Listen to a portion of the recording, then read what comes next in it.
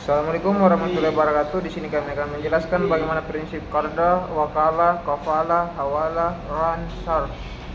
Perkenalkan, nama saya Nurul Fadli, dan di samping kanan saya ada Aiman Fadil, dan di samping kiri saya ada Irham. Pertama-tama Irham akan menjelaskan. Yang pertama itu ada qarda. Kasus seorang pengusaha kecil meminjam 10 juta dari temannya untuk modal usaha tanpa bunga atau biaya tambahan. Penjelasan: qarda adalah akad pinjaman yang diberikan oleh satu pihak kepada pihak lain tanpa imbalan dan wajib dikembalikan sesuai jumlah pokoknya. Penerapan dalam kasus ini, teman bertindak sebagai pemberi pinjaman atau mukrid dan pengusaha sebagai penerima pinjaman atau muqtarid. Pengusaha hanya berkewajiban mengembalikan 10 juta tanpa tambahan bunga. Keuntungan: penerima pinjaman bebas dari bunga riba, dapat mendapat bantuan modal secara halal. Pemberi pinjaman mendapat pahala dan keberkahan dari tolong-menolong dalam kebaikan. Tantangan: risiko keterlambatan atau gagal bayar, potensi konflik hubungan pribadi jika pinjaman tidak dikembalikan tepat waktu. Yang kedua, wakalah. Kasus nasabah memberi kuasa kepada bank untuk membeli rumah atas namanya.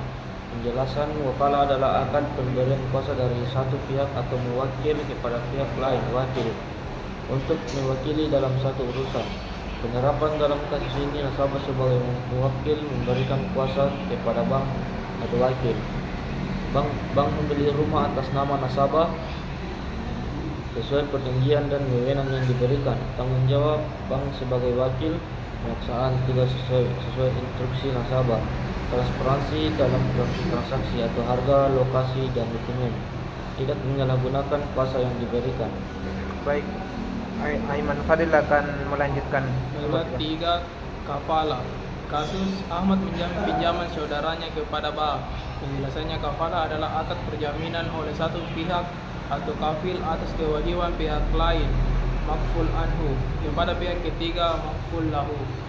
Penerapan dalam kasus ini, Ahmad sebagai kafil, saudaranya sebagai pihak yang dijamin, bank sebagai pihak yang menerima jaminan. Risiko: Ahmad sebagai penjamin, jika saudaranya gagal bayar, Ahmad wajib melunasi pinjaman.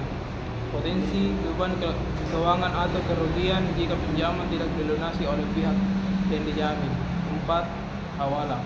Kasus Budi mengalihkan utangnya kepada Andi sebesar 5 juta kepada Cici yang berutang jumlah yang sama kepada Budi.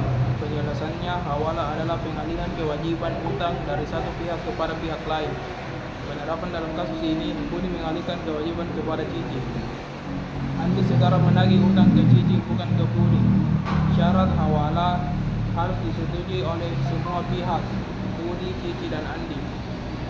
Utang harus jelas jumlah dan jatuh temponya. Cici harus mampu membayarnya. Baik, saya akan melanjutkan. Nomor 5 itu adalah kasusnya itu seorang petani mengandaikan traktornya senilai 15 juta kepada lembaga keuangan sebagai jaminan pinjaman.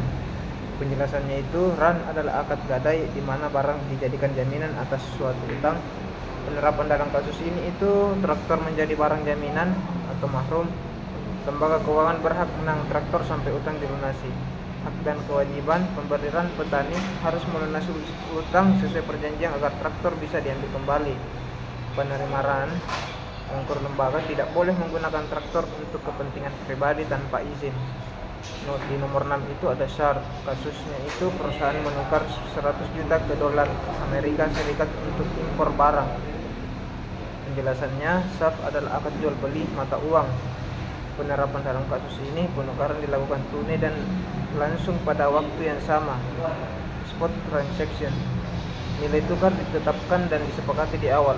Hal yang perlu diperhatikan agar sesuai syariah, harus tunai dan langsung atau takabut. Tidak boleh ada penundaan dalam penyerahan mata uang. Tidak boleh ada unsur spekulatif atau grahar. Itulah tadi penjelasan dari kami. Kurang dan lebihnya mohon dimaafkan. Assalamualaikum warahmatullahi wabarakatuh.